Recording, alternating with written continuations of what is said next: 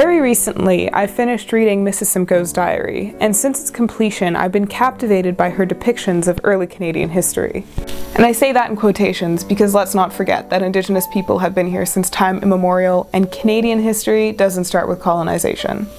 Her diary, as a primary source, is incredibly valuable to understanding the everyday life of Canadians in the late 18th century, and the fact that it's written from a female perspective makes it even more rare. And I think it's for this reason that I became captivated by her work and her written adventures, and I wanted to work on a project that would highlight some of her historical contributions. So before going forward, we need to go back in time.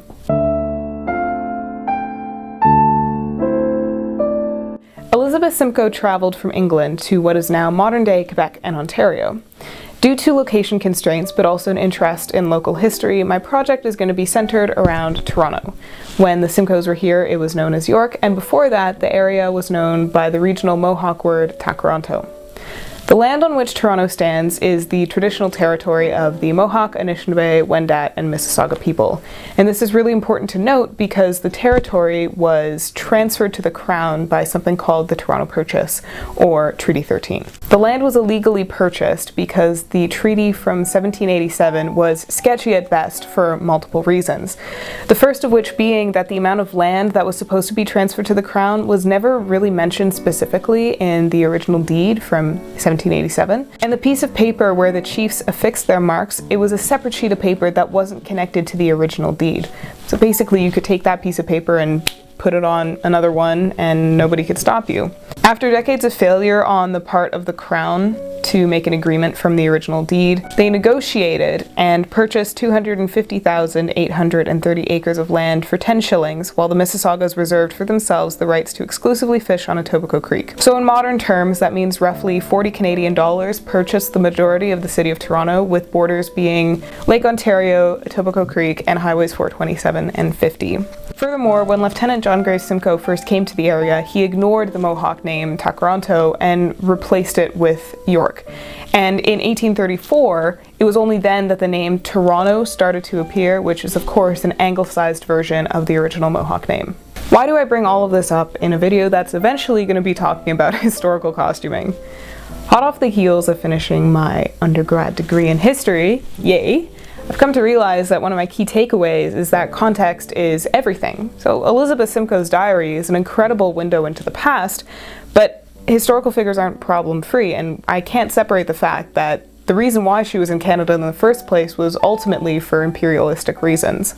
As far as historical figures go, she really isn't the worst, but I wanted to provide a bit of context into some of the things that was happening in this region and this area historically that she doesn't really include in her diary, and she includes a lot. But the politics of Treaty 13 don't really fit into it, and I think that mentioning that is important to understand that there are long-lasting effects and historical legacies that we are still dealing with today. When working on a project relating to a historical figure, I think that understanding the world in which they lived is the least that we can do to get a better understanding of how they fit into it and how they fit into Canadian history as a whole, or insert country's history as a whole. Having looked at a very condensed version of the history of Takaranto, I thought maybe now would be a great time to talk a little bit more about Elizabeth Simcoe and what exactly that she did. Her diary, which is now available as an ebook form and also as a printed form, talks about her adventures and her experiences in Canada from 1791 to 1796. So in 1791, she sailed from England to Quebec City, and the first portion of her diary talks about the overseas journey, which lasted about 6 weeks, and her first impressions of the province of Lower Canada and her experiences in Quebec City. And they got here in November, so right in the middle of winter. Not that great if you've ever been to Canada in winter. Yeah. So the rest of her diary tracks her adventures through Lower Canada, Upper Canada, touching on cities like Montreal, Quebec City, Niagara-on-the-Lake, and of course York. She covers weather, descriptions of flora and fauna. She also frequently talks about her interactions with various indigenous nations and people and guides, and she actually was able to meet Joseph Brant, which I think was a really fascinating part of her diary, because if you know anything about history from this area, Joseph Brant is a very prominent figure. And so she talks about getting the chance to meet him and interacting with him, and I think that was a historical crossover I wasn't necessarily expecting.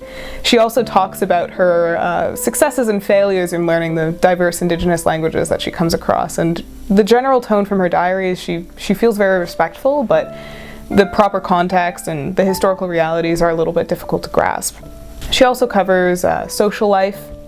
Mostly winters were the most social. Summers, apparently, according to her, everyone was too busy to do anything fun. She talks about her Canadian friends, different cities, and even mentions a few things on recipes and food. She was the wife of Lieutenant Governor John Graves Simcoe, who more frequently than not is the Simcoe that we talk about when discussing regional history and the history of Upper Canada. He's most well known for his role in the Revolutionary War as part of the Queen's Rangers, but he was also the first governor of Upper Canada, and that's kind of his legacy. In August we have a civic holiday, and we literally call it Simcoe Day to celebrate the fact that he established what is now known as Toronto. So Elizabeth, coming from an upper class background, actually said later in life that the years that she spent in Canada were among the best in her whole life, and that was only about 6 years. So obviously it had a significant impact on her. I think that it speaks to her adventurous spirit. So she and John had been married for 9 years by the time they came to Canada, and in 1791 they were 29 and 39 respectively. So like I mentioned before, her diary is a significant contribution to our understanding of early Canadian history, but in addition to her written work, she left a huge body of watercolor and sketches from different people, locations, and flora and fauna that she discovered when she was going around on her adventures. And in addition to that, she was also the principal map maker for her husband and his men, so all the maps that the group used, they were most likely drawn by her, which I think is really fascinating, and she touches on that in the first few sections of her book. On another note, high society in Upper Canada is often described as stifling. The upper registers of society, it was very small. Everybody knew everyone, and all the social gatherings would have the exact same people invited to it. I think what's fascinating to mention here is that another prominent woman from the area, Hannah Jarvis, really didn't like the Simcoes, and she had a distaste for both of them for different reasons. For John Simcoe, she didn't like the fact that he was a casual abolitionist, seeing as she had enslaved people working in her household. And she also thought that the only reason why he had such a high level and responsibility in Upper Canada was because of the wealth and influence from his wife. She often describes this phenomenon as being called petticoat rule. As for Elizabeth Simcoe, she rarely references Hannah Jarvis in her diary.